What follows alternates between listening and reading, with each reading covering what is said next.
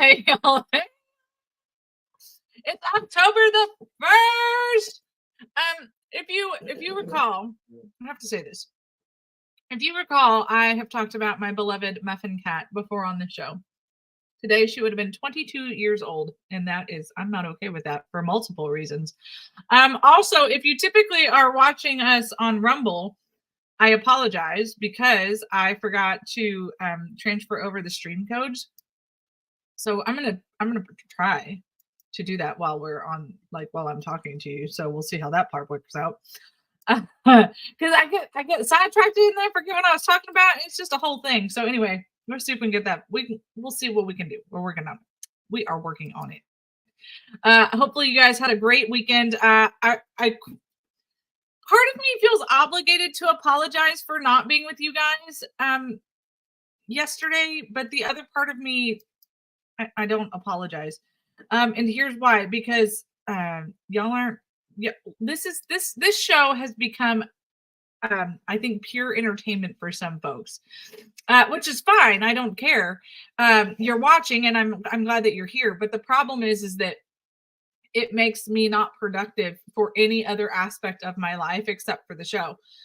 So I'm starting to not feel bad when I'm not on the air. And suck it. If you don't like it, you can start paying to watch the show, and then I'll care more. How does that sound? But I know that's kind of a yucky attitude, isn't it, Alex? But everyone has a point, a breaking point, if you will, and so here it is. So it's not. I'm not in a bad mood. I'm not in a bad space. It's real talk. Sometimes you have to hear real talk even when you don't want to hear real talk. Hopefully everything's not all being all yucky though while I'm trying to put us up on Rumble. It was a good weekend and week. Last week we had a great week. Of course, we went and saw Yvette Harrell and we got to be a part of that. And now they're asking for some assistance on some things. So it's nice to feel useful in a political arena again. So that was exciting. And what else did we have going on? We went to the Cornutus chili cook-off. And we talked about this. I'm trying really hard to get this to load up for you guys, Rumble. So sorry. It's eaten up a lot of bandwidth, both internally and internally. You know what I'm talking about? Y'all know. Y'all know. So I can't pull up the other video yet. So give me just like 8 more seconds here and I can fix this for you. So we went to the Cornutus chili cook-off. It was super exciting because we had made sure that we knew that El Paso was having their Trump train on the same day. And so Walter and I contacted Anthony and one of the other organizers. Well, we contacted Anthony. Anthony contacted one of the other organizers. And they led their Trump train to Cornutus, which was absolutely just the best possible scenario. Here's where it gets more exciting. So on top of all, so we all get there. Now we had never spoken to the owner of Cornutus, Texas. And I do mean exactly what you just heard me say, the owner of Cornutus, Texas. But come to find out, John is a huge MAGA guy. Right? So how cool was that? Now we didn't know, like, honestly, we didn't know. We had no idea how this was going to play out in any capacity. Okay. Now hopefully Rumble will get its life together here. We didn't know how that was going to play out in any capacity at all. And so we get there and we start talking to people. We find John, the owner, and he was fantastic. He's a young man. I don't even think he's 30 yet. And he just has a brilliant vision for that neck of the woods and for, rebuilding old things and making them beautiful again. And it's something that we have a passion for also. So we had some really good conversations with all that. But then I'm trying to pull up this video from there. But we also brought a bunch of Trump signs with us, right? Because that's what we do. And so when we get there with all these Trump signs, the people are like, hey, can we have some of those? And so Walter literally goes and he puts them on this picnic table And then people just started like coming grabbing 1 and 2 or 3 and 4 or whatever. It was so awesome. So that was really, I think that what people don't realize, and for those who don't know, Cornutus is between El Paso and Carlsbad. There's a little strip of road there. It's right off. It's like the Guadalupe mountains are in the background. Like it's beautiful. It's absolutely gorgeous over there. And so it was, but you don't think of this being a high volume area, but it really is a high volume area in terms of not necessarily residents, but in terms of people that go through there all the time. And a lot of the people that were in town were from El Paso, but there were still a lot of people that were also just people doing people stuff, right? People who were traveling down the road and saw that there was a chili cook-off, or just things, right? That's what people do. People just people. And so anyway, it was really a great thing. Here's Walter's video. Finally, now everything all queued up here. Let me show this. Now that everyone has their proper place on the interwebs. There you go. Gypsy, so I'm a rebel and rogue, and I'm always on the run. With a fire inside, I ain't ever gonna die. I'm a locked and loaded gun. When the matches strike and the gasoline lights, it's only just begun. One thing I learned is you could watch it all burn, but the flame ain't ever done.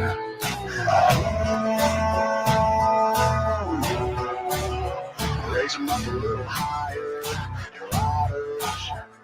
Outlaws and outsiders. Some call me a renegade, the enemy. Throw your hands up if you feel the same.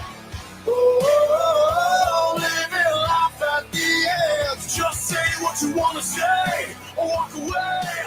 I stand tall in this hell to be. Ain't no power higher. We're the outlaws and outsiders. I was born in the dark with a fearless heart and a taste for the other side. I was a crazy ass kid, all the shit I did, I'm amazed that I'm still alive. Before I change with That kind of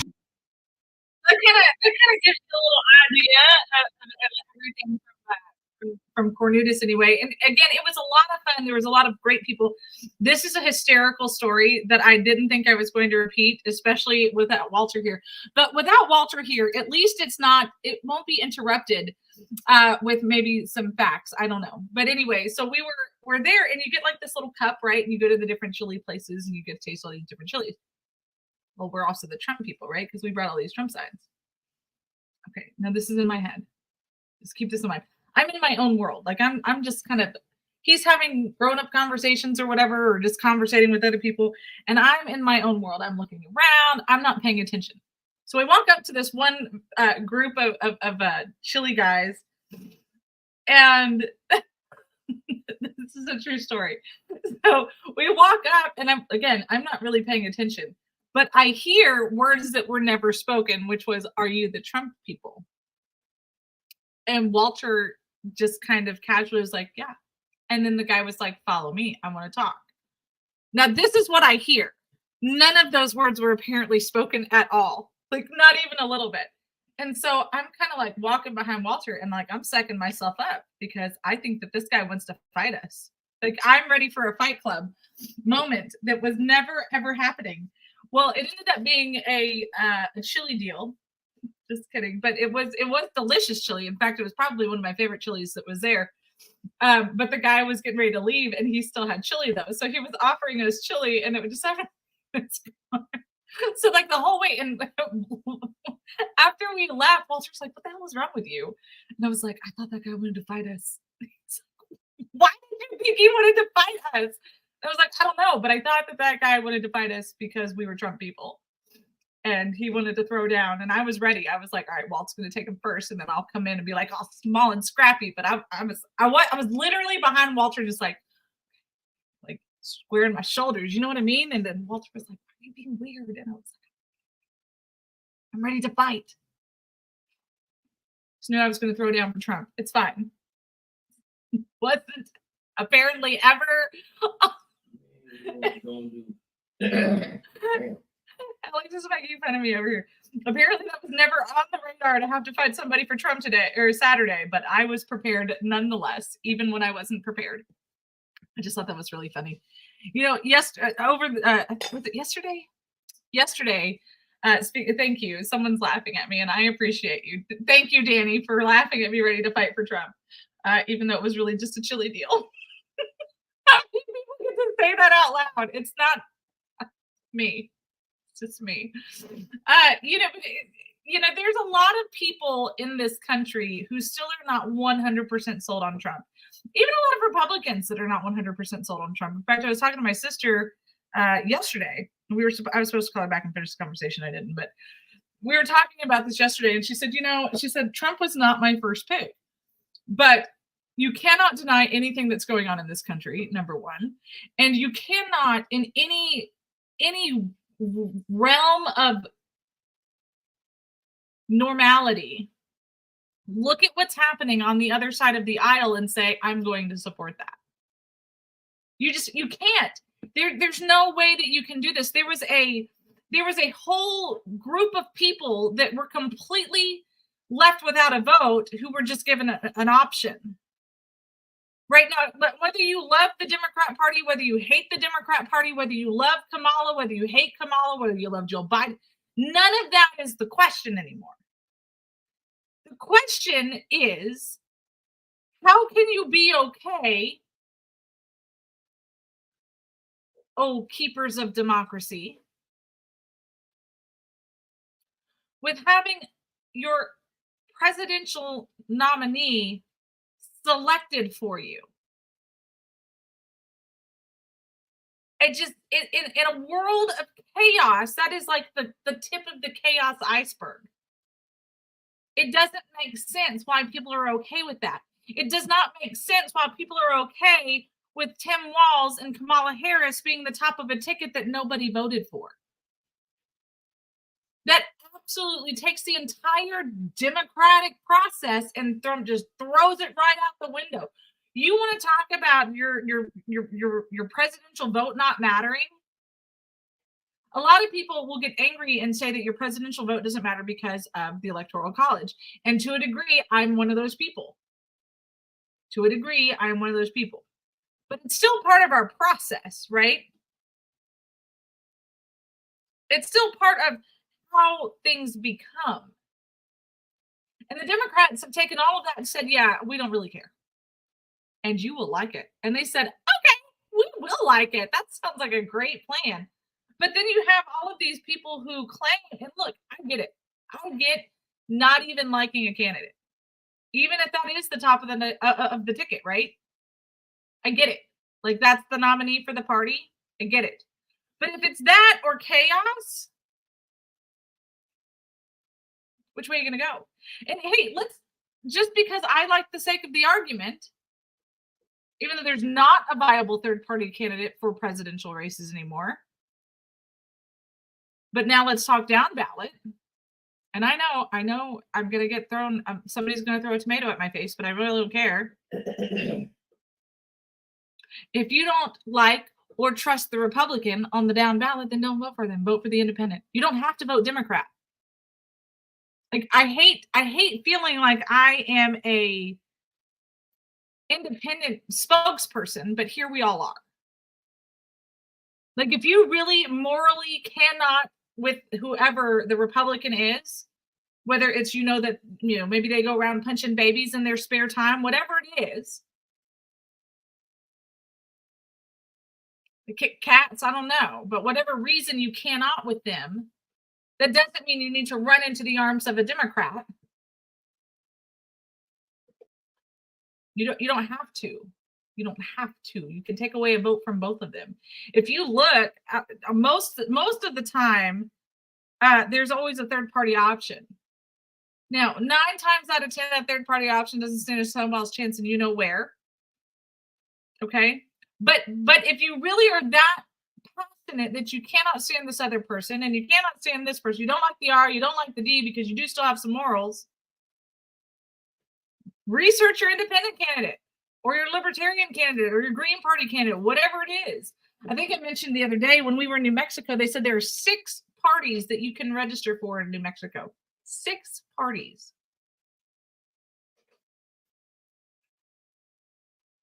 That's amazing. That is truly amazing that they're giving you options. Here's some not fair rhetoric, and I'll own it, but I will also own that it is not fair rhetoric. The not fair rhetoric is that here in Texas, we only have 2 parties because you can't make up your own mind. Here in Texas, we had to finally give you the ability to not vote straight party so that you could also have the opportunity to make up your mind. But the problem is you still only have 2 parties who don't know how to do it. Sometimes 3, sometimes in some races. But there was other reasons for that also, and I'll be fair and give them the rest out. Because sometimes on ballots, it's not a straight ticket item. It's an opinion piece, and then people don't fill it out. Yeah, that's why we always tell you to start studying your ballot the second it's available to you.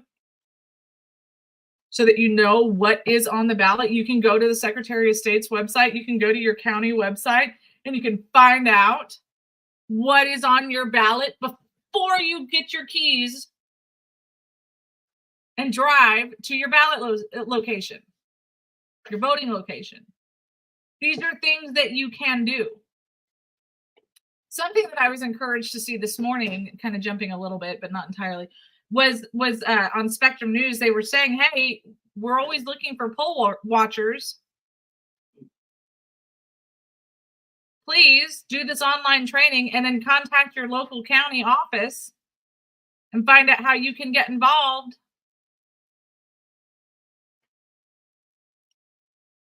Things that make you go,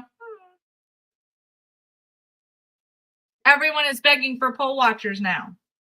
Everyone. I don't know if they're still taking applications for clerks and judges. But if they are, and that's something in your wheelhouse that you can do, do it.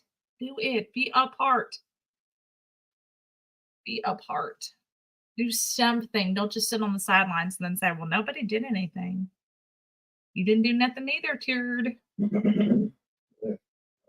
You got to do something. You got to be a part. Okay.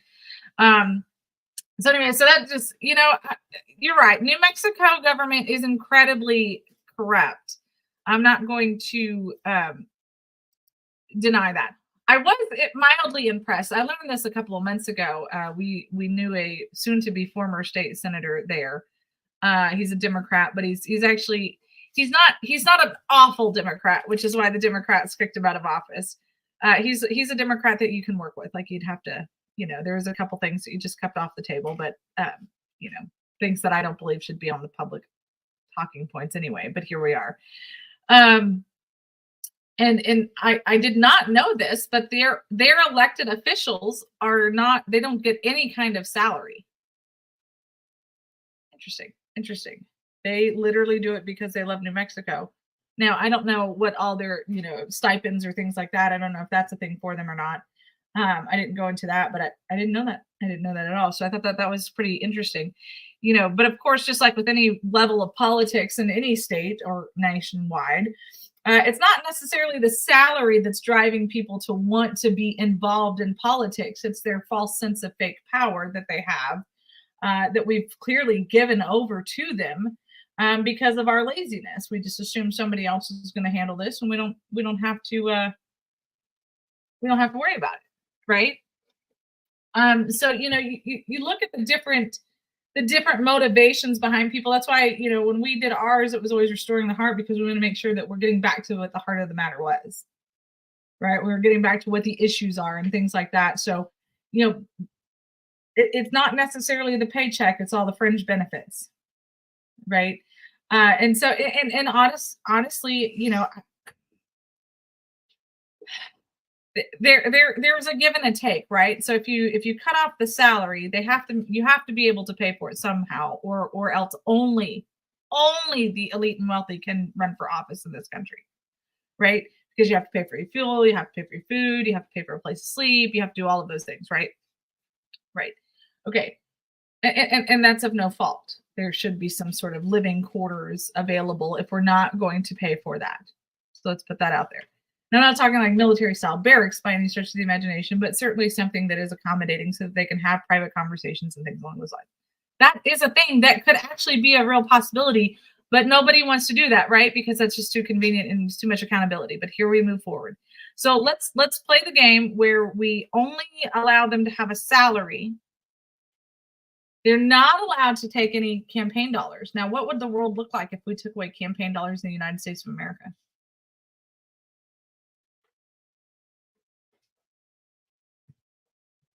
And people had to do it, I don't know, the old-fashioned way.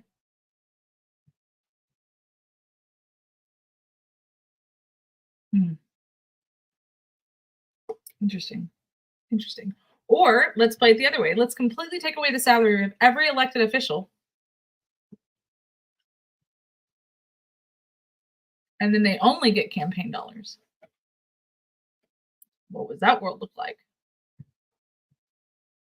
There's a lot of questions. There's a lot of questions.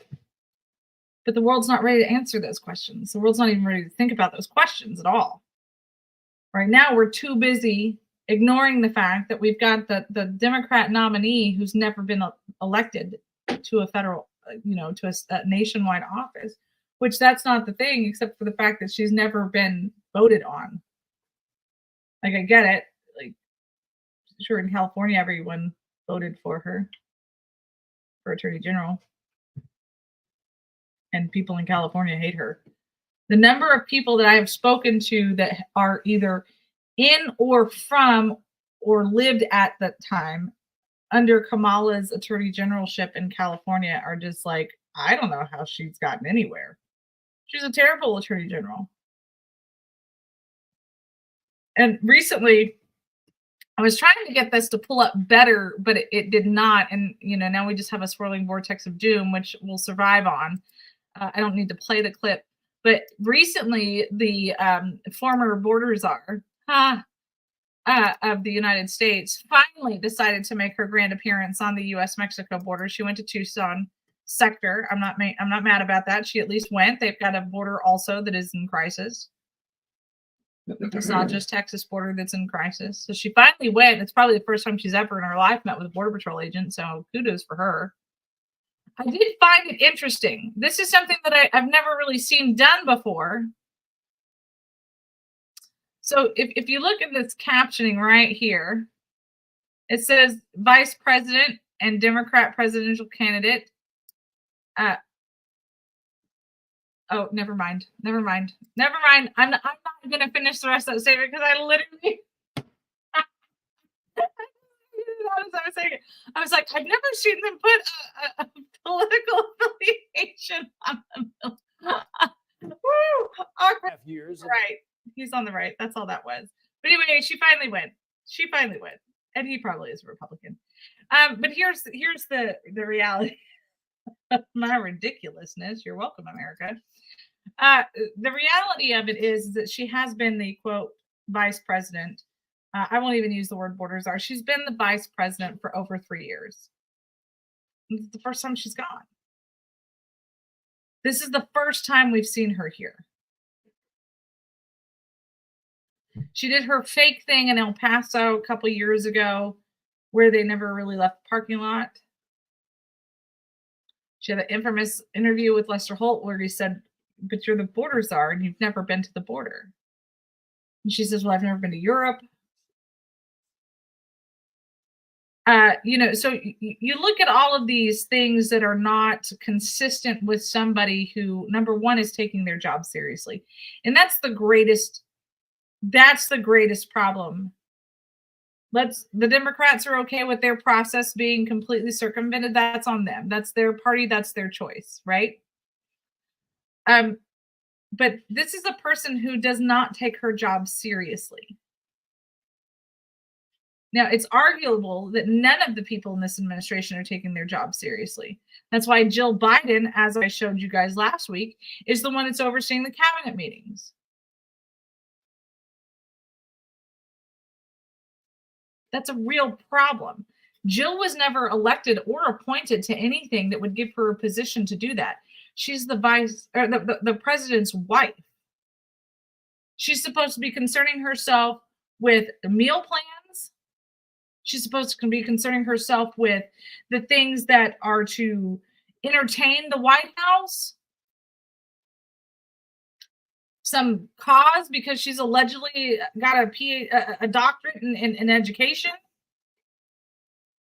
She has her causes that she's supposed to be doing, not quasi running the country. That's what the vice president is supposed to be doing when the president is incapable.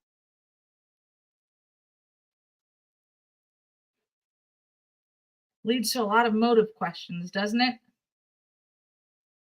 If in fact President Biden, which we all know this is a fact, is so incapacitated that Jill has to come in and run the meetings and he's nowhere to be seen, why isn't anybody doing something about this? This is the greatest FU in American history and nobody cares except for a couple of talking heads. The Democrats actually have an opportunity to dethrone Joe Biden,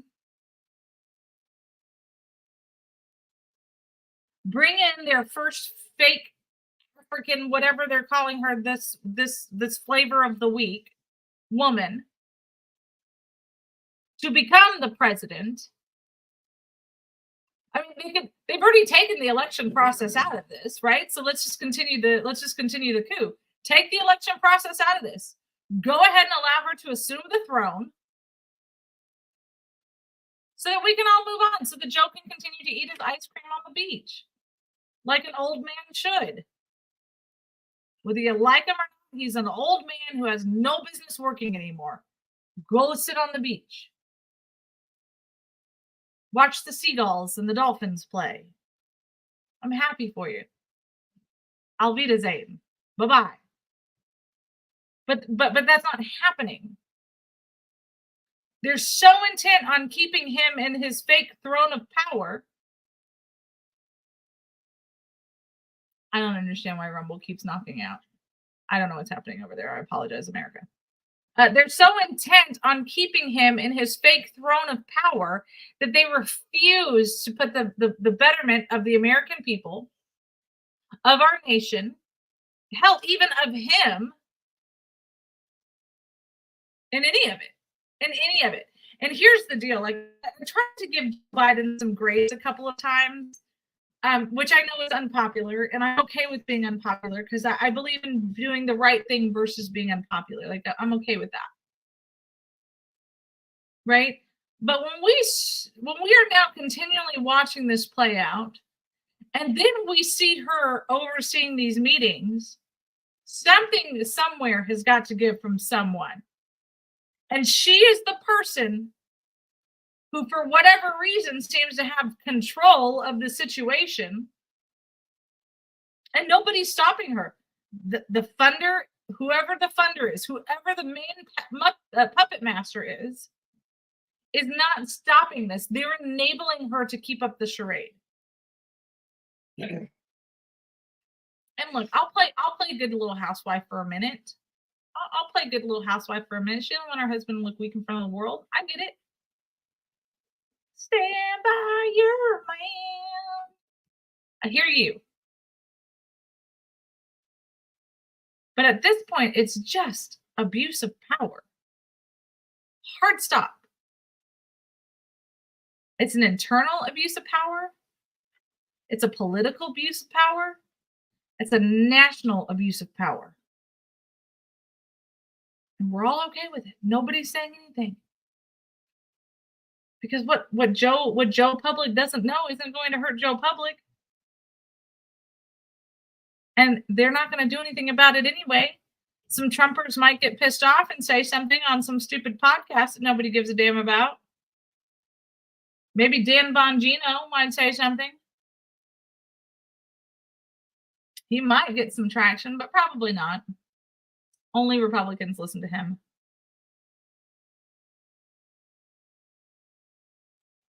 I know. You're straight thug. You're thug for life. Simon, I'm going to make Walter send you your new theme song. But But these are the things that we don't talk about that we need to talk about that nobody wants to do anything about because, well, their term's almost up anyway. C'est la vie. What happens, happens. It is what it is. Cheese whiz. We can just move on. There's no point in looking backwards when all we can do is look forward. Well, in the distance, as Danny says, I'm seeing some gallows. Maybe a firing squad or two. Wood chipper 2024, baby. But that's not what's going to happen. We all know it. Because if there were the balls to actually try and convict somebody for treason in the United States, especially somebody at such a high office, there would never be an execution. Never in a million years would there be an execution for treason in the United States any longer. That's a hard truth. Not too many tree huggers. See somebody brutally rape, murder, and defecate and destroy, a whole family. Yeah, we might give them the death penalty. Maybe. But actually trying somebody, convicting, and following through with an actual treason charge, it's only going to be jail time. And at this point, I would even be okay with jail time. But the problem is the damage has been done and nobody's doing anything to restore it. Which is why they are terrified of Trump coming back into office. Even if Trump comes back into office, there aren't going to be any executions. So everybody just shut up. Put your common sense hat on. They're not going to do it. But they are afraid of an explosion of truth, of, dare I say the word, justice. I don't think that the world's really ready for honesty anymore. We're going to take a commercial break. We'll be right back in 2 minutes.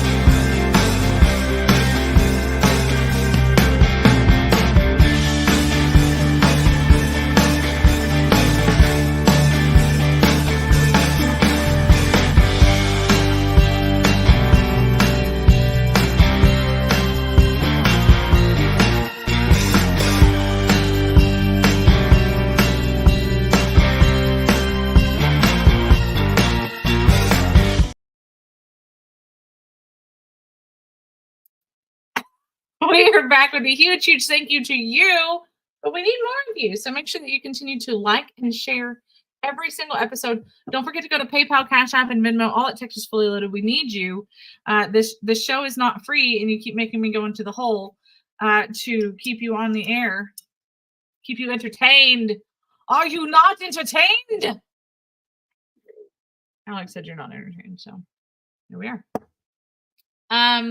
Maybe that's why you don't give. You're not entertained. You're not entertained or informed. You're just here for background noise. That's all we are. That's all we are, Gumball. We're just background noise. How does that make you feel, Gumball? How can you say no to this cute little kitty face? I know. I don't know either. This is true. My nephew calls me Salsa, and he'll be 2 at the end of November, and he loves this little kitten. He likes to look at it on FaceTime, so he will beg his mother to call Salsa, so he can see the meow meow. This is the greatest little kitten. If you don't have a kitten, you need one. This is your call to get a kitten. They're crazy. They steal your heart. And yeah, you need a kitten. It's good. It's good therapy. Yeah. It's good therapy, isn't it? You can't get better advice. I'm gonna be honest with you. Yeah. Anyway. All right, so there's some other things that are happening in the world today. Let's talk about them. As you guys know, there is a big strike that is starting to take over. It started today. And this really has a lot of people upset. It's making a lot of people go out and mass buy. And here's the problem. When you mass buy, you look like an ass. You could probably go further than that, but that's really it. When you go out and you buy to a point, just like during COVID, when people bought all of the toilet paper for some godforsaken reason. Yeah, I know it doesn't make any sense. When they bought all of the toilet paper, it made it so that other people couldn't buy toilet paper. Just as an example, right? And he, this is a big deal, right? This is and I'm not mad at the union workers for their strike. I'm not angry at that.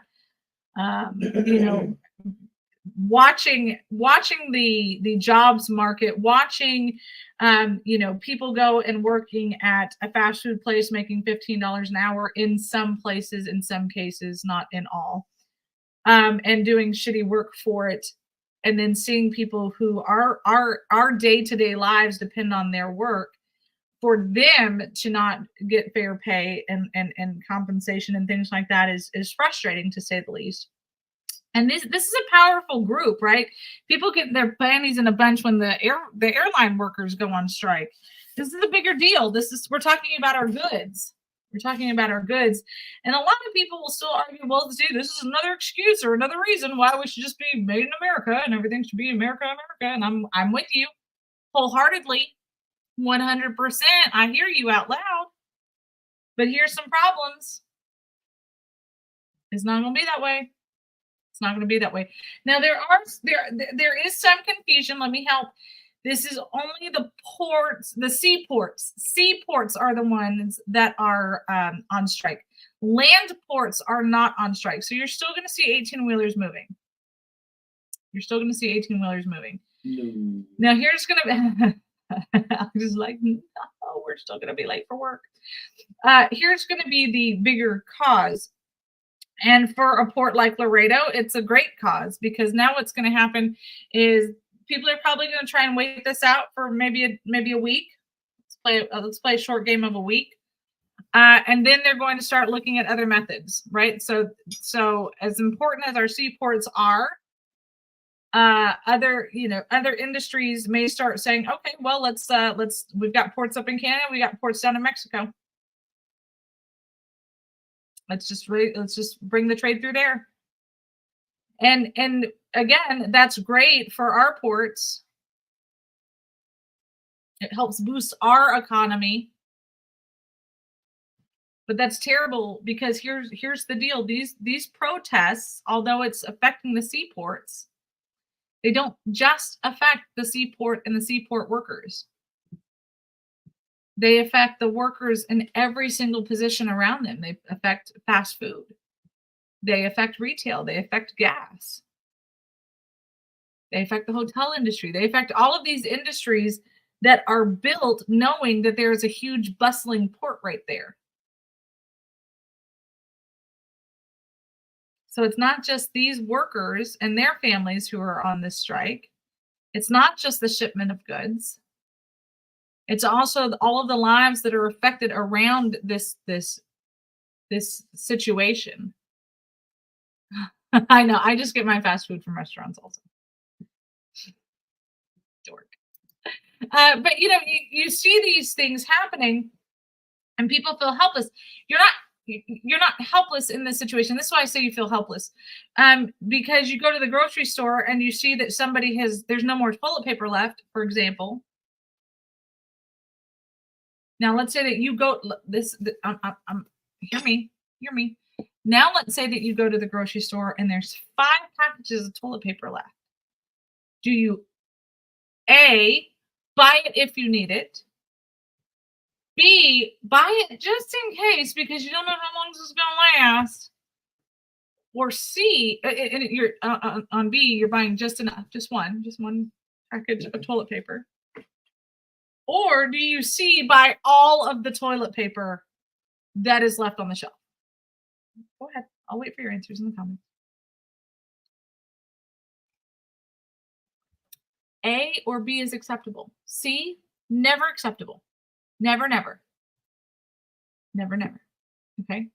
Now, just as an FYI, never, never. My mom put out something, and she works she works at Walmart. She's one of the pickers. She loves what she does. She does an awesome job at it. I'm going to put out, so she sees, kind of trends of what's going quickly, what's not going quickly, all of those things. So she put something out on social media yesterday.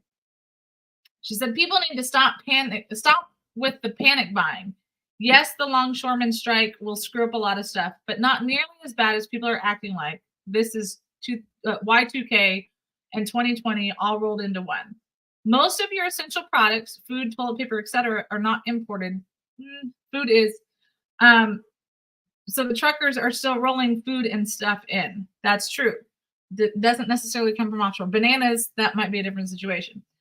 Of course, this administration is run by useless people who aren't doing anything to stop this strike, and the media is fueling it, and people are acting like the world is coming to an end, and it isn't helping. We've had port strikes before, and we've all survived. Stop being irrational. That's it. Simon said, or D, buy coffee filters.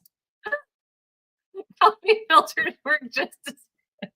That's not misinformation, I suppose. That is not. Do not flush a coffee filter. Pretend you're in Texas and little Mexico and put a trash can next to your toilet paper for the coffee filters. I've been in South Texas for 15 years and that still grosses me out, just so we're all clear on this. Like, I'm not okay with the poop bin. It's just, it grosses me out. I need a second. I'm not okay with it. It's not okay. Poop bins are not okay. This is an FYI. I guess it's better than them clogging up toilets and throwing it in the floor. I hear you, but it still grosses me out. Still grosses me out. Okay.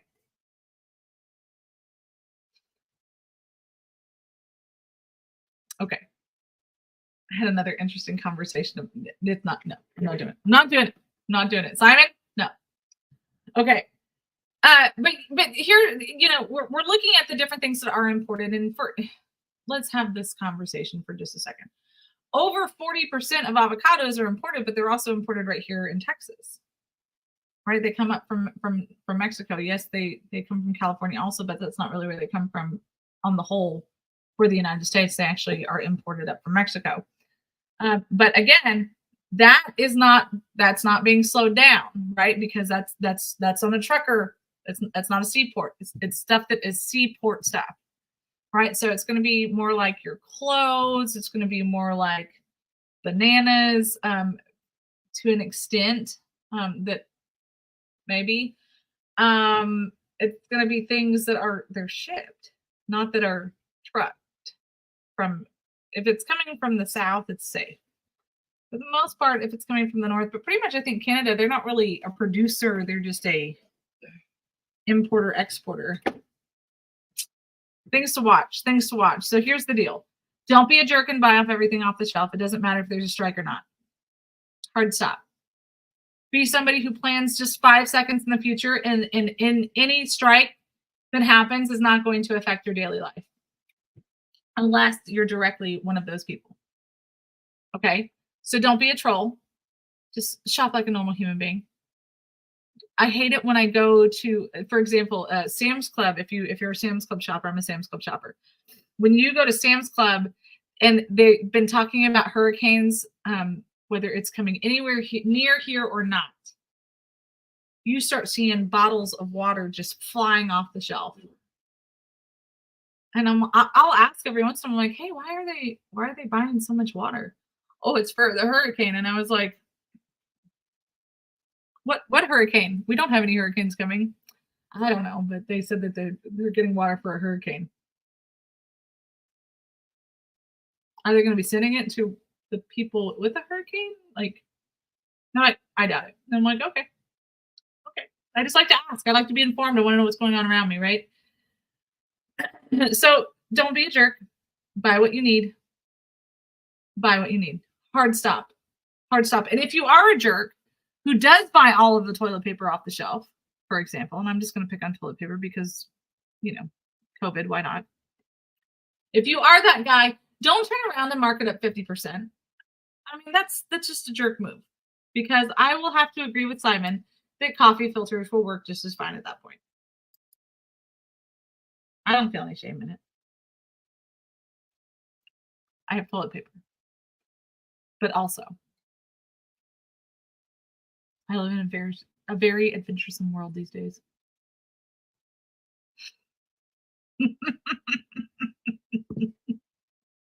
Hooray! I just got a good text message. I'm excited. Anyway, so we have the port strike going on. We had our former border czar, who's never been the border czar, just the border czar that's not, was here. So that was, we'll hear Tucson here, Tucson sector. We have the strike. What else did I have? That's some bridge stuff. I'm not really ready to get into that conversation as much. There is some things that we need to talk about with it, but it's not super crazy where we need to discuss it today, because I am not prepared to make a statement on the subject. Does that make sense?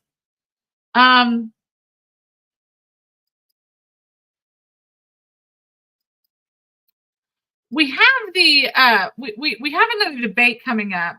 This one is going to, again, a useless debate as far as I'm concerned, but a debate nonetheless. The vice president nominees are going to be having their debate, and when it's like, heck, it might even be today.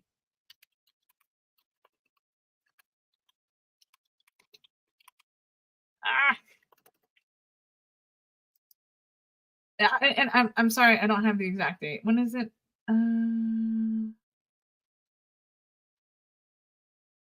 Oh, I guess it is today. Hold on, it's loading, and we'll all know the date and time. But I'm bringing this up for a couple of reasons. The first reason, one of the things that they're doing is they're not going to have a live studio audience, and some people are a little bit upset about that, but some people are okay with it.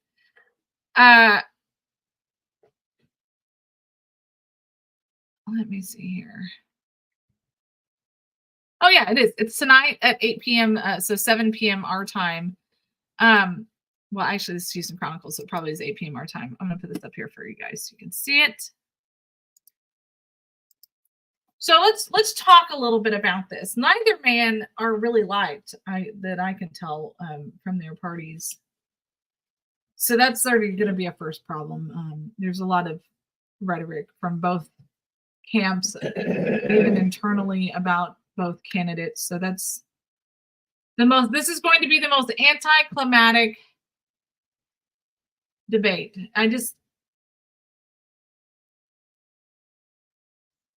I got nothing. They almost look like father and son if you really want to know. In my opinion, they're not. I get it, but they could. We're gonna wait on that. So this is going to be happening tonight. Of course, Vance is a U.S. senator. Walz used to be a congressman. Now he's the governor. I don't have any particular excitement for this race debate at all. Again, they've got some different rules of engagement, I guess, for this debate. I don't think that anybody really cares. Here it is. According to the Houston Chronicle, each candidate will have 2 minutes for closing statements and a virtual coin toss. Vance won, so he'll speak last.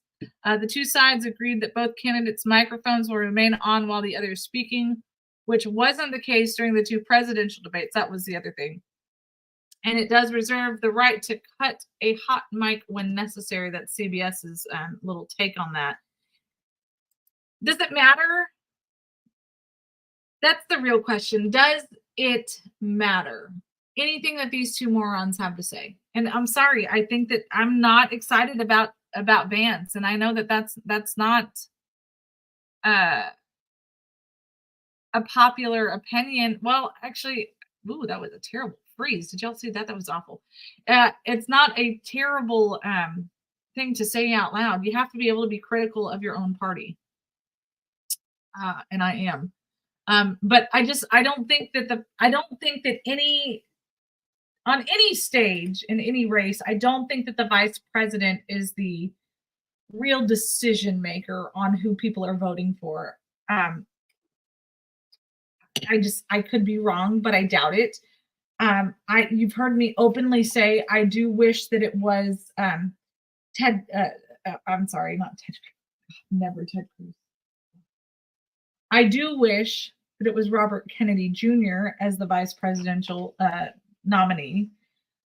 But here we all are. In my opinion, and I could be wrong, so someone tell me if I am, I have seen more coming from Kennedy than I have from Vance. Anybody else feel the same way, or is that just me? I'm okay with it if it's just me, but I honestly feel like I have seen more come from Kennedy as a potential cabinet member than I have from Vance as the potential vice president of the United States. And again, the vice president is at the whim of the president. Their role is defined by the president into exactly what it is that they're going to be doing. I mean, they have a wide range of things they can be doing. And I just don't think that Vance has anything. I watched one of his speeches, one of the rallies that he was at. I think I've watched 2 of them, and I haven't been impressed. I mean, he's a space filler. I'm excited for Trump again. You know, he's the nominee, and I'm supporting him. I don't disagree with President Trump. But here we all are. In fact, yesterday we got new neighbors. This is true. We got new neighbors, and I looked at their license plate, and it's from a state that is not hard red. Let me just say it that way. You're not hard red state. So me being who I am, I went immediately. I mean, I hadn't even brought in a suitcase yet, had I, Alex? I said, Alex, we got to find an H-wire.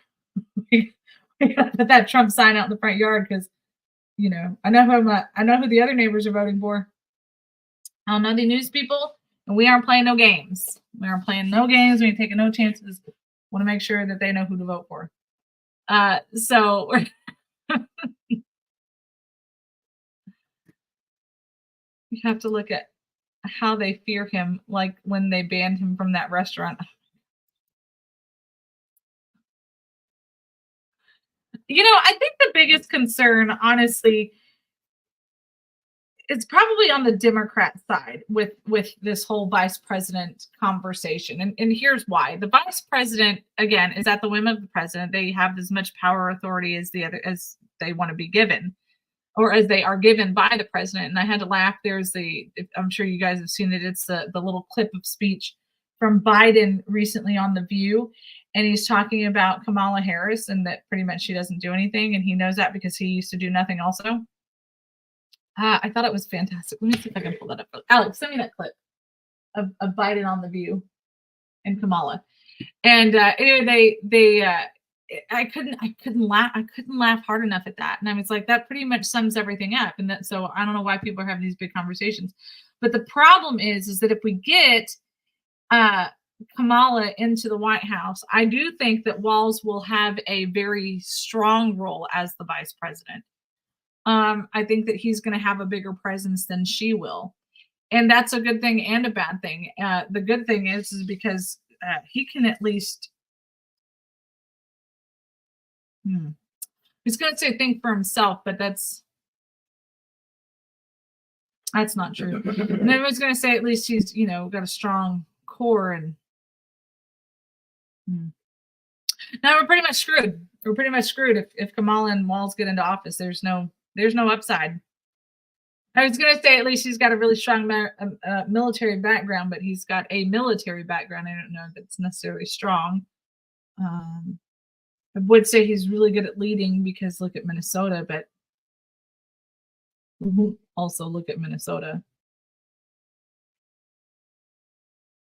Guaranteed tampons in men's bathrooms. Yeah, there's really no upside. There's really no upside. At least Vance is a conservative. That's what I got. I don't think that he's a leader, but I do, he's a conservative. I think that he will complement the office some. I think he'll complement the office some. I don't think he'll degrade the office. I feel like that's a better way to say it. Degrading the office. Hey. Hola, hola, hola. You've been busy. You've been a busy little bumblebee this morning. I have been talking with some of Texas political treasures. One of the Babe Ruths of the SREC, dating all the way back to Ronald Reagan's first run. Wow. Here in Texas. Wow, that's impressive. It should be. Yeah, we got a good group of people that are really, really doing some neat things. That's good. I was just talking about, the vice presidential debates tonight and how I think they're both shitty candidates. I was trying to find some pros and cons of each vice president. Like, I got nothing for either one of them. Well, there's plenty of cons in one of them. Hey, you know what? That's not fair. He's never been arrested. Well, remember he had gubernatorial immunity. Something they're trying to get rid of the presidential immunity. So I know. I mean, they got to protect Biden. So that's something else. What a world we live in. So what else is what else you got rolling on the marks there? No, I was actually winding down. Your text message came at the perfect moment. So, well, I didn't know if you'd get it because you're. Thank you for properly communicating and making sure that you pushed through the notifications so that I saw it. I'm proud of you. Always do. You're growing as a person, Walter. I'm so proud of you. No, I'm actually shrinking. I've been trying to lose weight, and I've been doing a decent job at it. I'm like that. You know what I meant. So let me hang on a second. Let me get more chemicals. Just kidding. Man, I hope that was going to be weird. I didn't know what was in that. I'm in an industrial office and I'm just picking up brown bottles with eyedroppers in them. So yeah, that's probably not a good plan. Nope, not ever. Nope. Well, I was going to take a commercial break because it was about that time, but then you popped up and I was like, let me let him know that I see him. Hashtag I see you. Hashtag not where I want to be. Been there once before. ICU is not a fun place. That's unless you got a good looking nurse, but other than that, no. We can talk about that later. Mm-hmm. We're going to take a commercial break and then we're going to be right back. So guys, warm up your coffee and we'll be back in 2 minutes.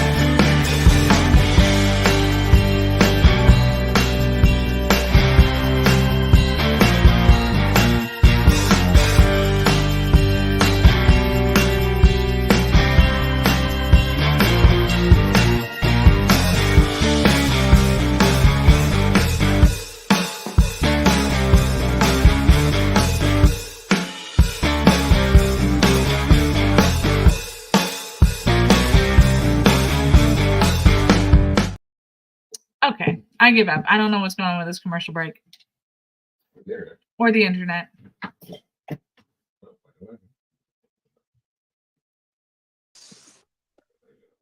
Walter will come back when he comes back. I don't know if it's lagging or if it's just he's not there. It's fine. Huge thank you to you. Make sure that you're liking and sharing and following us on all the social medias. We need you. It helps us to get more viewership. It helps us to break out the algorithms. It helps you to educate others on what's going on in the world around you.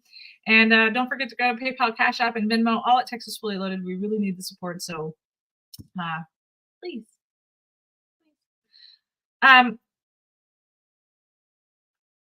Maybe he's making coffee. I don't know what he's doing exactly. Anyway, he'll be back with us in just a second. It was weird. I don't know if y'all were having the same problem on your side as we were on our side, but it was like it just would freeze, and then all of a sudden it would just pop in. And so I'm like, well, this is how we're living our life these days. So that's what we had to work with. All right. So we talked about the ridiculousness that is the presidential debate, vice presidential debate tonight. Neither one of them, well, Tim Walz could, I guess, wear earrings, but I don't think that he's going to. They're trying to make him look manly, even though he's very not. So that, I don't think we have any earring debacles that we have to worry about. As for JD Vance, he's, oh God. Is that what you were doing?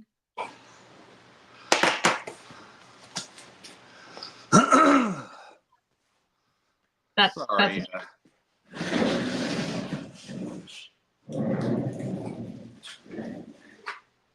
Oh, I see. You had your Amazon orders come in today, huh? Oh man. This honky's happy. Wow.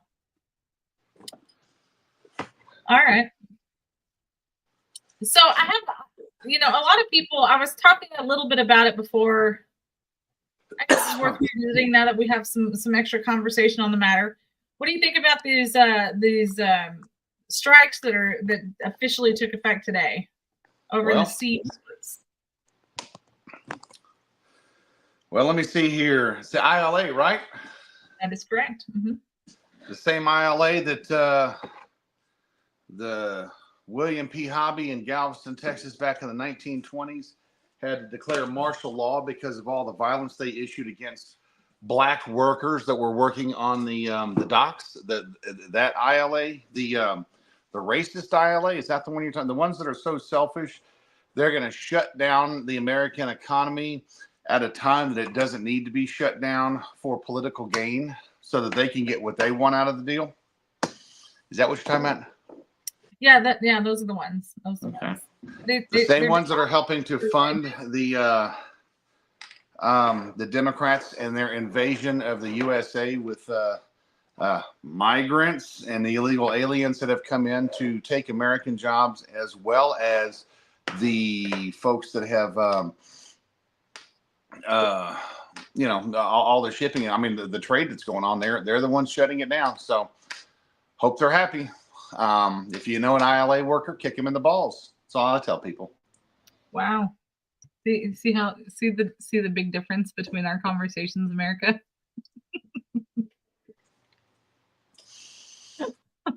I try. I know. You do. I try to keep us a little bit more innocent. You just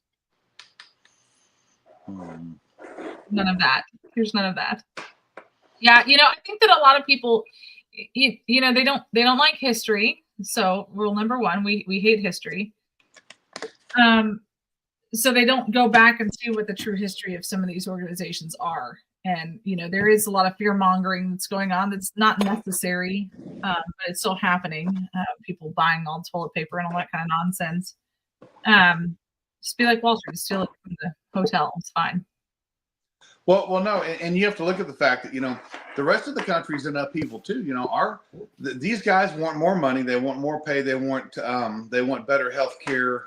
All the things that they want for their family.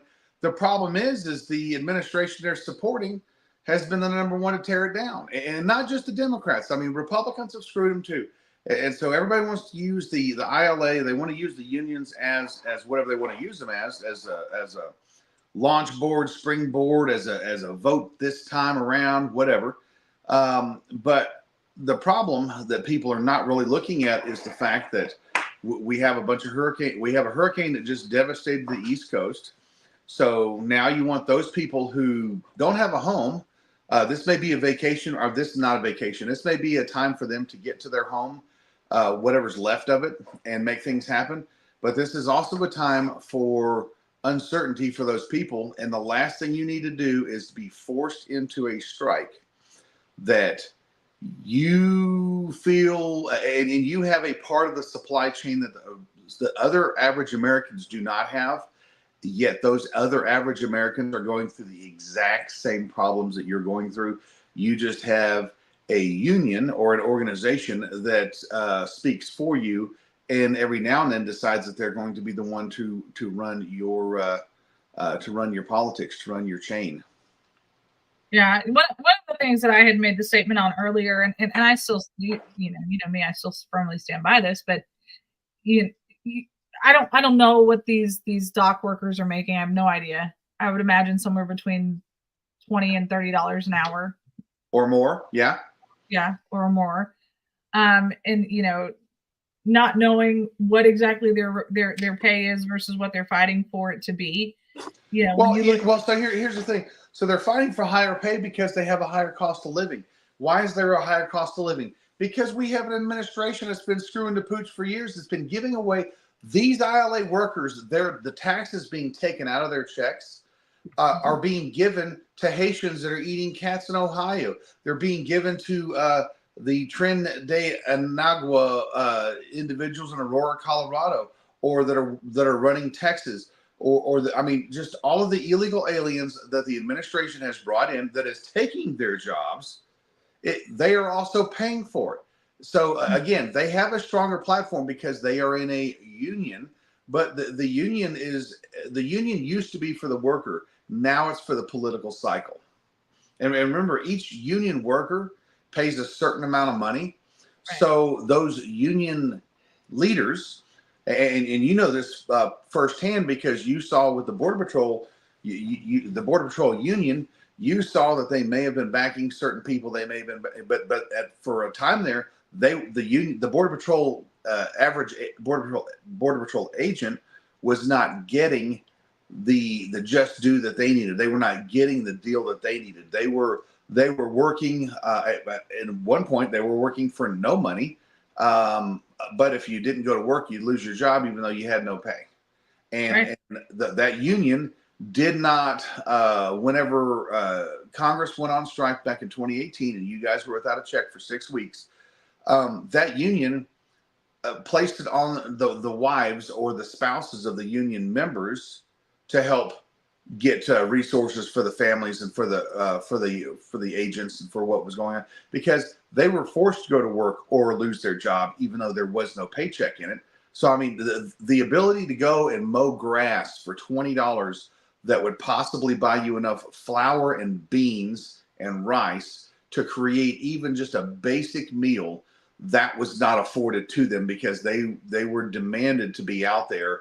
And on that note, that was because of the Democrats. I know the Republicans were in charge, but the Democrats would not budge, and they're the ones who forced the shutdown because they wanted certain concessions for illegal immigration. And now we have seen that on steroids.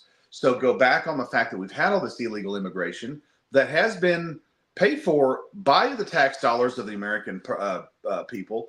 And we know this in Congress because the people from the Department of State have been told, oh yes, we weren't responsible for those flyers that were sent out to all those other countries, but the United Nations was. And who pays for the United Nations? We do. Yeah. So we're sitting there, and everyone's wanting to point fingers now that there's an election coming on, and you can't have Donald Trump in office.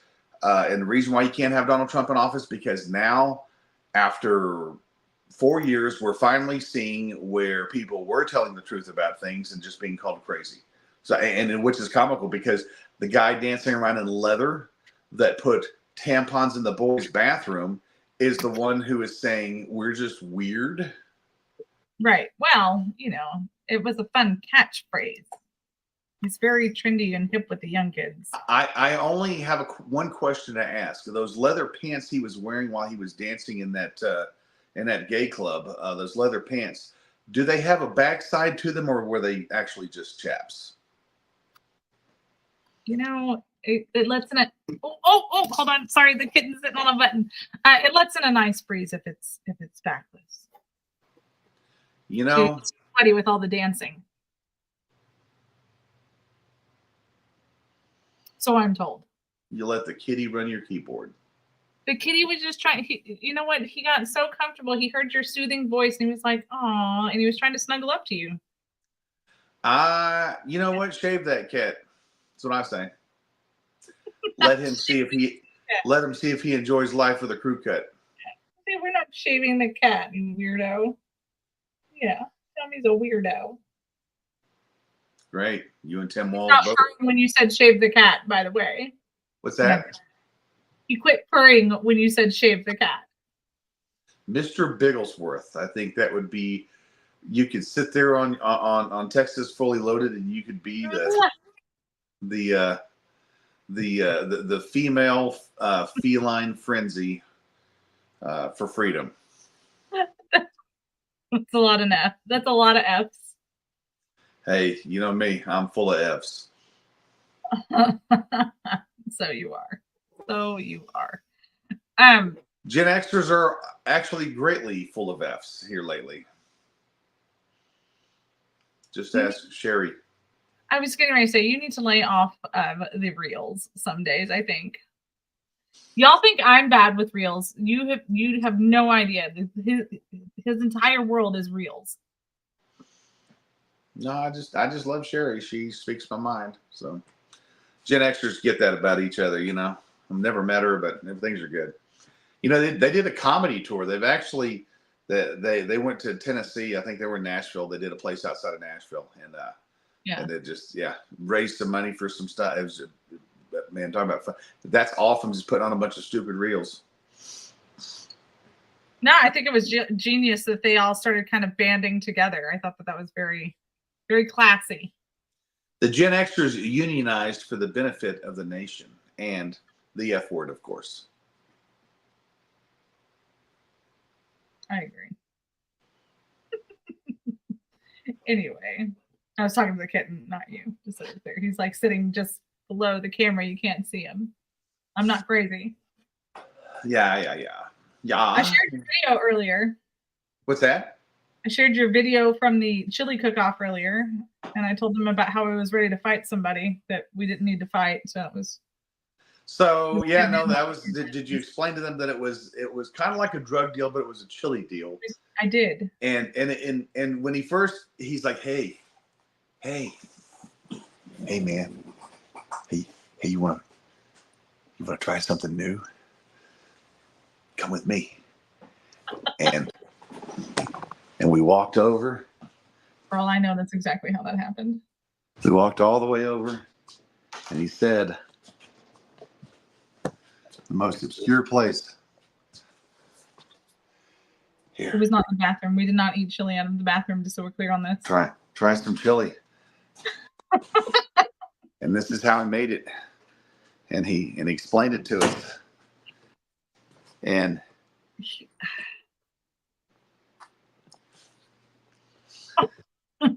got a little weird at first, but then I was like, you know what? This is better than a Diddy party. And so there I was, right next to a Chevrolet pickup truck in downtown Cornudas, Texas. At that point, actually, we were on the east side. And made it happen. Made it happen, Captain. So I told my sister the chili "I'm gonna fight you" story, and she got great pleasure out of that. She said the number of times that I thought we were going to fight someone, and Greg was like, "Why are you getting yourself? What are you doing?" She's like, "He wants to fight." He's like, "No, nobody wants to fight." I was like, I don't know why you think I'm such a violent person. I mean, people love me. Like, I thought that you were nicely walking into a trap, and I was ready to defend you and Trump. I walking into a trap Yes. with my peeps. Come on now. I was ready to I defend only you. step on traps when I'm by myself. No. That guy wanted to fight us. You diffused the situation. Diffused it? Are you kidding me? I ingested the situation. It was. Let's talk chili for a minute, because now that you're here, we can have a chili conversation. So the first chili that we tasted had beans in it. Wait a second. What did he call it? He said chili beans. He said chili with beans. It's just chili. No. Chili is a Texas thing, and chili does not have beans in it. You can add beans to your chili, but that's not what makes it chili. Here's the number one thing. The rules of the chili cook-off, just so you know. Make shit up and then The you say rules of the chili cook-off, because I read them, are to make the chili, and it includes no extraneous type.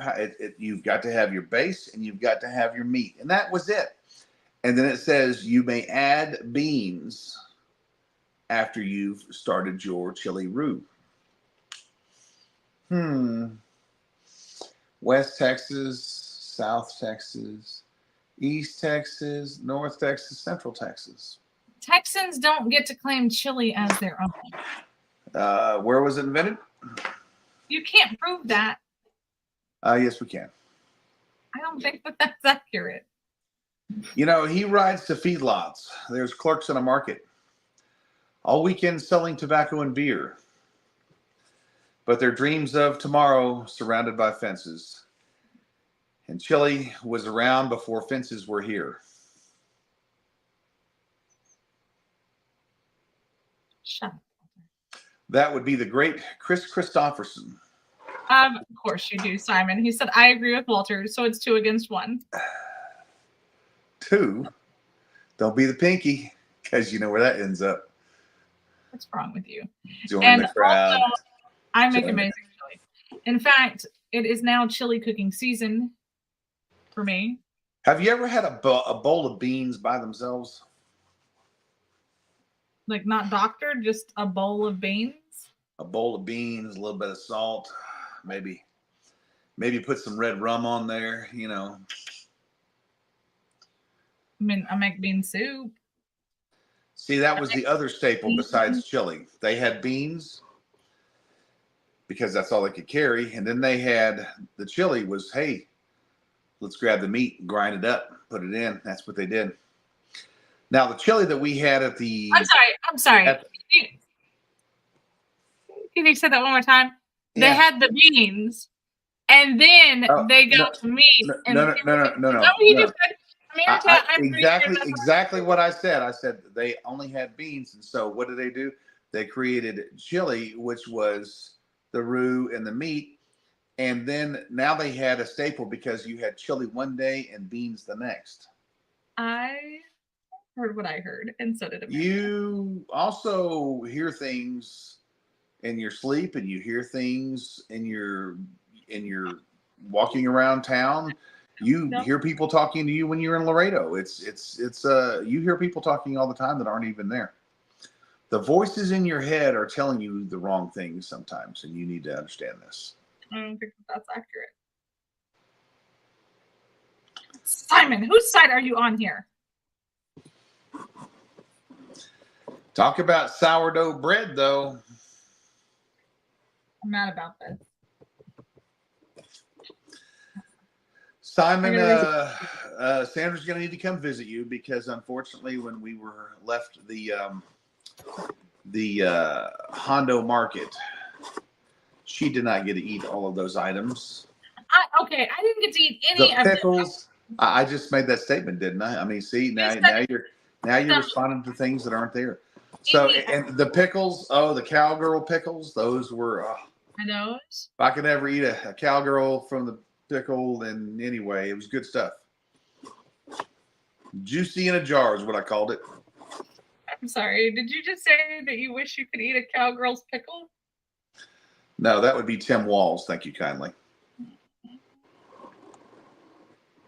I don't like what just happened here.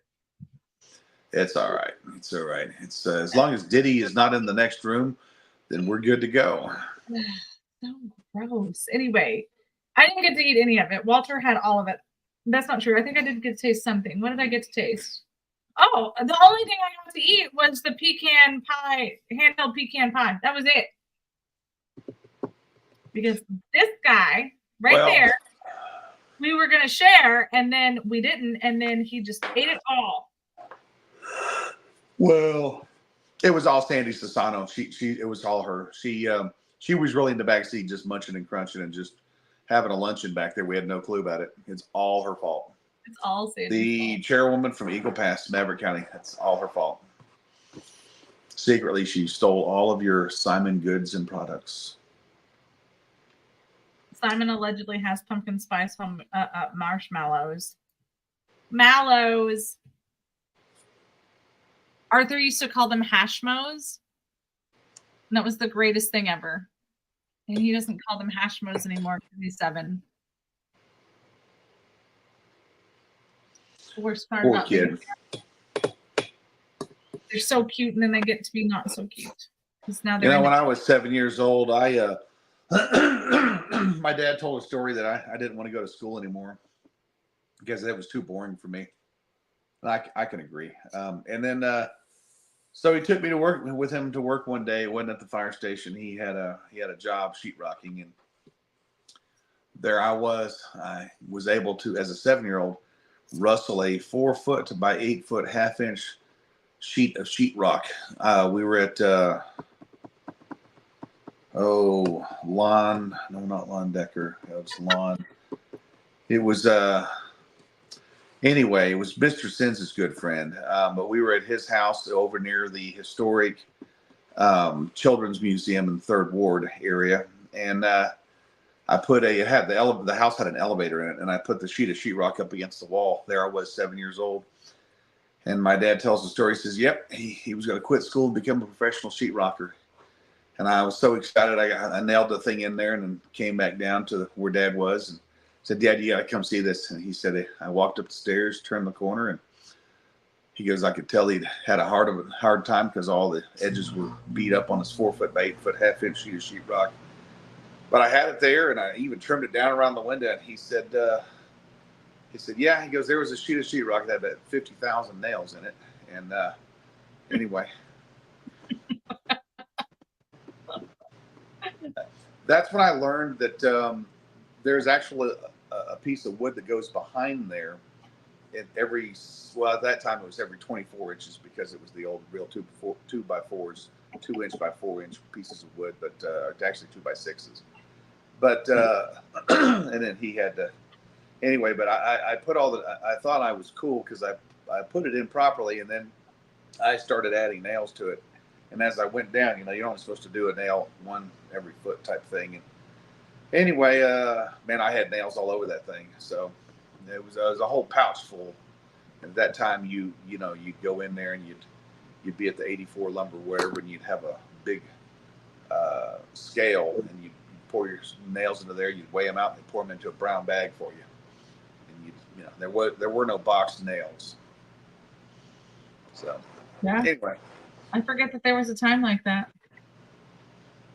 Yeah. So anyway, You grew up in trying times, Walter. very much so. Man, Simon said it's a nail every 16 inches. that's what she said. Oddly enough. He keeps hearing you tapping on the table, and so he keeps trying to come through the computer to find the tapping. Y'all can hear that? Here, at least I'm not doing it right there.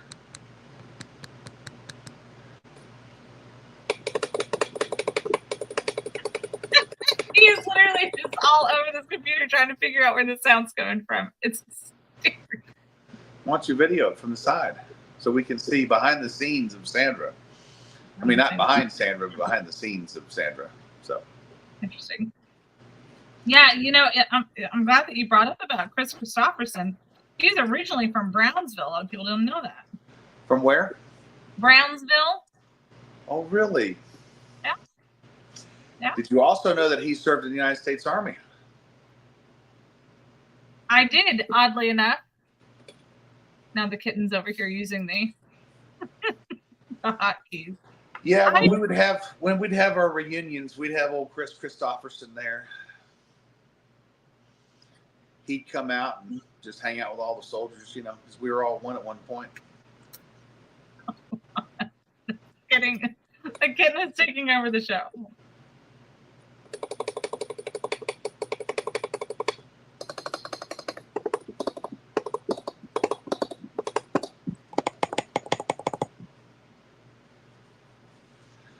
Yep. Uh-oh.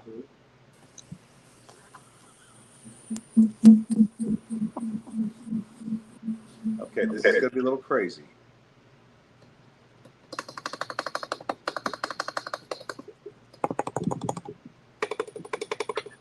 You're welcome, America. Welcome to our entertainment value. There you go. Can you Here's imagine it coming from Sandra the in speaker from Congress? behind. We could have given Sandra a congressional kitty up there. Unfortunately, Marjorie Taylor Greene seems to be the one that has the congressional kitty these days. Walter. Meow. Anyway. Anyway, so this is literally all we have now, America. Yep. Kitty entertainment. Well, I need to go make America some money so y'all can make some things happen. My sector is secure, and I will be doing some traveling today. It's gonna be a little lengthy. Check it out. He's fucking right on this button. There we go. Okay. Meow, meow, meow. What's really funny is he's like the cat that if you have a cat video or making a cat sound, he'll absolutely go insane trying to find it. Meow, meow, meow, meow, meow, meow, meow, meow, meow, meow.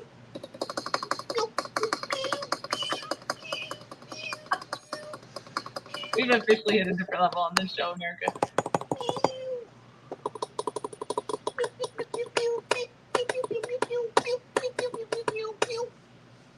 That's right, Gumball. The Adventures of Gumball. All right. The Adventures of Gumball. All right, we're done. Well, I'm going to sign off. I had a great meeting with some fellow SRECs and some good, productive people. Yes, I'm anxious to get the behind the scenes on that. Tomorrow, don't forget, we'll have Molly on, so that'll be exciting. So we'll see what she has to bring. And we'll, of course, discuss the useless vice presidential debates and see what that's all about. So anything else, my friend? Remember to spay and neuter your pets, and only you can prevent forest fires. See you guys tomorrow, America. Bye, y'all.